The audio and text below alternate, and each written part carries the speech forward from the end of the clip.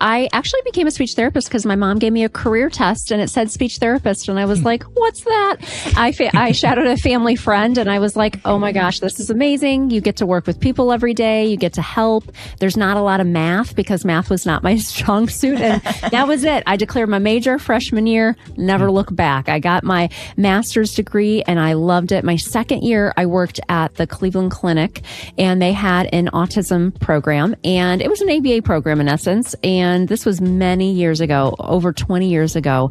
And so we were working with students who had very unsafe behavior. And these students could not be educated appropriately or safely in a public school. And so they would come to us in this more restrictive environment. And so that was the first time I ever learned about ABA. And I thought, wow, this is amazing because we had a school full of kids who were the hard to reach kids who were younger, kids who were 18 and had no way to communicate besides using very unsafe problem behavior. And I will just never forget helping so many of those learners for the very first time communicate and use a device for the first time, have their first words for the first time. And what was so frustrating about that is that a lot of these kids were in special education services for years and years and years, and nobody could reach them.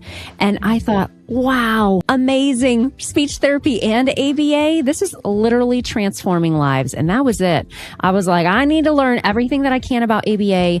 And it's funny because I used to share an office with two other colleagues that were speech therapists. And I would say, I want to go places and tell people about ABA because this is a long time ago. This is over 20 years ago before ABA was covered by insurance. And we know that's totally changed the landscape of the field and has been more accessible for others, but also has caused some other problems. And so I'm really kind of living my dream at ABA Speech and being able to talk to people and say, hey, speech therapy and ABA together, this is the dream team. May not seem like it at first, but it really is. When we collaborate and we work together, we can literally transform lives and help a student on their communication journey. I just don't know what is more exciting than that.